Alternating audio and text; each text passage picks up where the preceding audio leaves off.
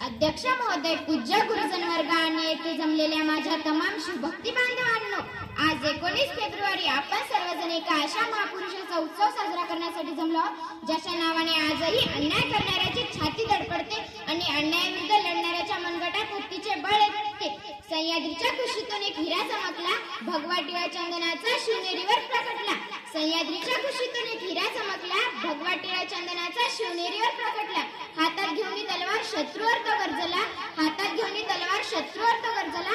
असा माझा राजा शिवबा होऊन गेला, असा माझा राजा शिवबा होऊन गेला. मित्रांनो, शिवाजी महाराज म्हणजे केवळ एक नाव नाही, तर शिवाजी महाराज म्हणजे निश्चयाचा महामेरू आहेत. ज्या काळात या मातीवर परकीयांची जुलमी राजवट होती, रयत अत्यंत त्रासलेली होती, आया बहिणींची अब्रू धोक्यात होती, अशा अंधकारमय काळात जिजाऊच्या पोटी एक सूर्य जन्मला.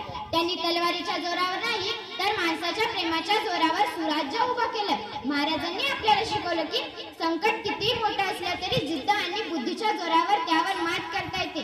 विचार करा, अफजल खान सारखा धिप्पाड शत्रू जेव्हा स्वराज्यावर चालून आला, तेव्हा महाराजांनी घाबरून शरणागत पत्करली नाही, तर प्रतापगडाच्या पायथ्याशी त्याचा कोतळा बाहेर काढून हे सिद्ध केलं की शक्तीपेक्षा युक्ती मोठी असते. ते केवळ युद्धखोर राजे नव्हते, तर ते अत्यंत न्यायप्रिय होते. शेतकऱ्याच्या भाजीच्या देठालाही हात नका लावू अशी सक्त ताकीद देणारे ते पहिले राजे होते.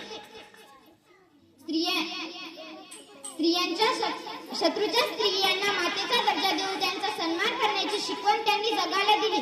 आज आपण शिवजयंती साजरी करतो, महाराजांचा जय जयकार करतो, पण खऱ्या अर्थाने तेव्हा शिवजयंती साजरी होईल जेव्हा महाराजांचे विचार आपल्या डोक्यात उतरतील. चला तर मग आपण प्रतिज्ञा करूया की आपण आपल्या महाराजांच्या विचारांचा वसा आणि वारसा